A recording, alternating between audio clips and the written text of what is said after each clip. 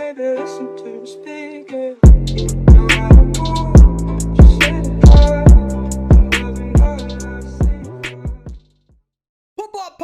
Poppers, what's going on, boo-boos? I want to talk about a very, very good update that a lot of people don't know that just came into the video game. And before that, I would like to tell you all a dad joke. What do you call a military container of T-Rexes? Small arms.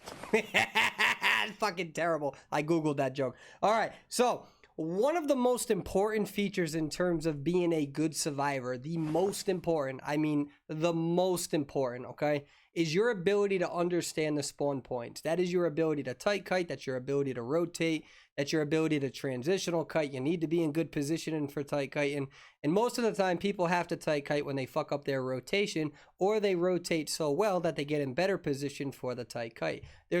I know it's a scrambled mess, right? And imagine what it was like for me the first time. Never mind.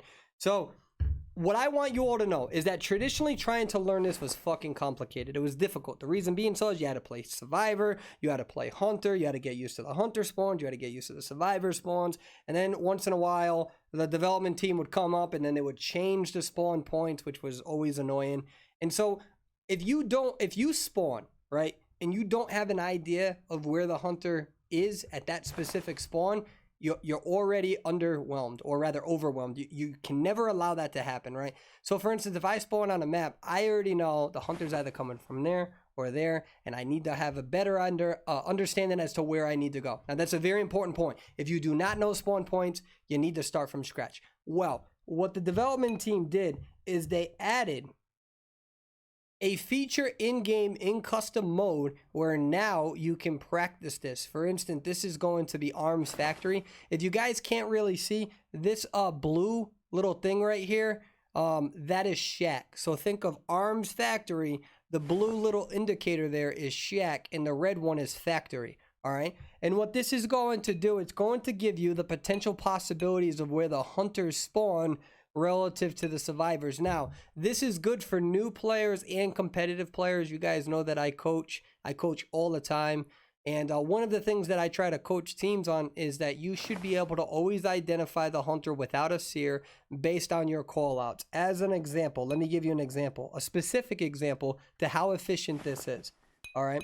So in this situation, this is Arms Factory, okay? The blue is Shack, the red is Factory. When you have a line, we call this, it's not a straight line, but when somebody says, wait a minute, I'm at 3 box, and somebody says, wait a minute, I'm in between Factory Cipher and 3 box, and then somebody says, wait a minute, I'm at Factory Cipher, we understand that that diagonal line automatically means that the hunter is going to be in what we refer to as sandbag ruins on Arms Factory, okay? This is something that every top competitive team should know, and if you don't know it, that's okay, boo-boos, you just gotta practice, or hit me up on Discord, I can help you clan. Anyways, this is very important for you to know, because for instance, if you spawn by 3 pallets, right, that's the individual in the middle there, you need to know that there are 2 possibilities for where the hunter can spawn at from that location. They either spawn over there, which is what we call water tower. There's a water tower that's right underneath that. Or if you spawn there, the same spot, it means that they're in ruin. So what do you do in this situation? Well, what we do know is that if you spawn there, that person is the focal point of Arms Factory. If you spawn there, you already know that there are 2 instances of where the hunter can be at. That means that instead of taking a gamble going towards ruins, which is where this is at, or instead of taking a gamble and going towards water tower, which is where that's at, all right? Hold on, give me a second. Give me a second. Hold on. It's better for you to either go northwest or southwest if you're unfamiliar. Okay? These are just basic examples. All right? This is something that a lot of top tier players will know. This is something that a lot of top competitors will know. All right? Now, there's going to be a lot of clans that are being formed because of the new tournament that's coming out in the summer, which will be released, I think, around July 4th. That's very exciting, and I'm looking very forward to that. Shout out to NetEase for having a official NAEU summer tournament again. We welcome that. And this is going to be a very, very good sort of feature for all of the survivors, whether you're experienced or not.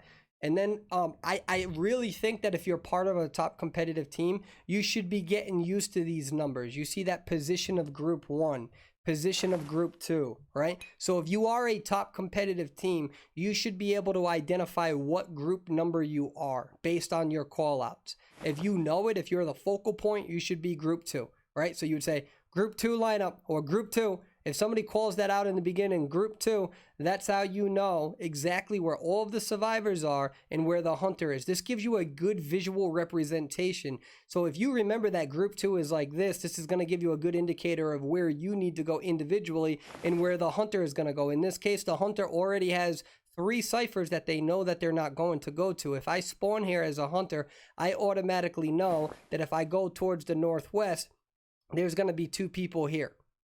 You can go towards water towers as well. Typically, somebody who goes by water tower is going to stay there. All right, my point is this. You don't need to know all this, and I know that a lot of this may seem overwhelming. That's because a lot of people don't know callouts, and that's okay. That is why this feature was added, and it works for all of the maps for the most part, and it will give you a good idea of where you are. It will give you a good idea of how you can memorize the spawns, and I really welcome this because it's going to make a lot of the newer players have an easier time learning this, so you don't need to play for 10 seasons like a lot of the competitors do. Now, what I can also tell you is that I play with the top 15 players all the time. I play with them all the time. Hell, I help coach some of them for this upcoming tournament. The point is that there's a lot of players who still don't know rotations. There's a lot of top players who still get confused by the spawn points at some time, right? So I already know. I'm already going to preemptively say this. If there is somebody who's like, oh, well, all high tiers know the spawns. This isn't really that good for high tiers. You're full of bullshit because I play with all the high tiers and all of them are excited for this because no matter how good you are, we all don't have every little tiny spawn point memorized unless you're practicing like 6 to 8 hours a day, which would mean you're part of an esports team.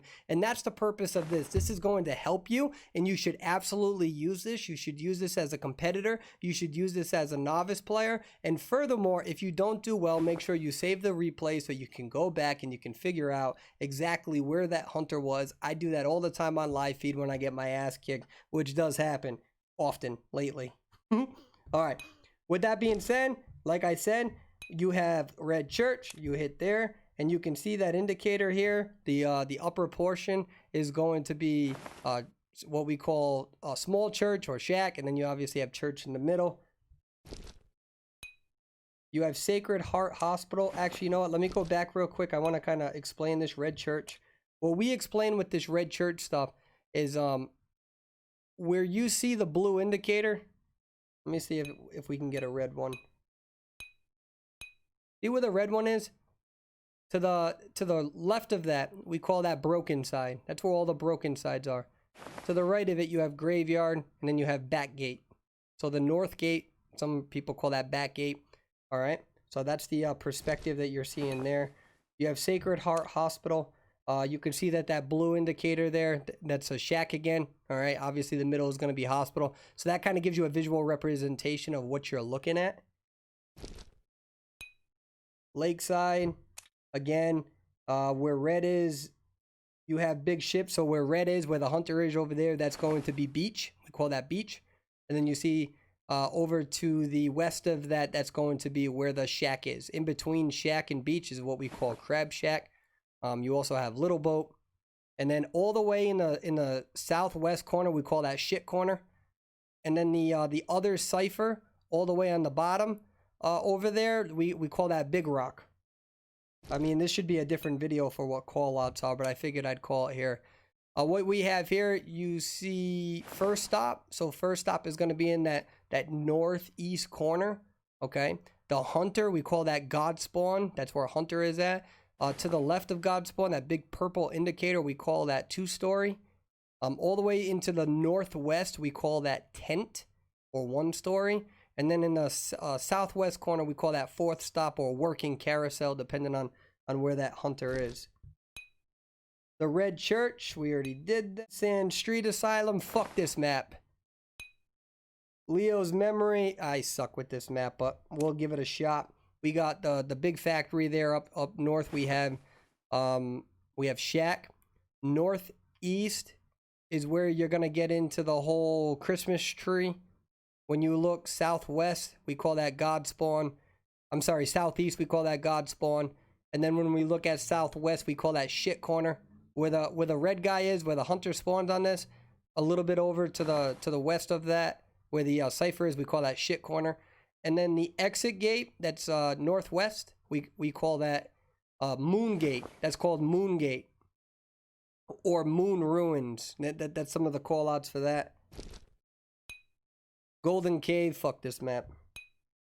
Ever Sleep in Town, fuck this map. Just so you guys know, Ever Sleep in Town's coming to rank mode next week. Anyways, that's a whole different video. Figured I'd do some of the callouts. This is a great feature. You should use this to get better. This video is way longer than I thought it was. I wish that might, never mind. I can't say that. Thank you guys for watching. Love you all. Bye-bye now.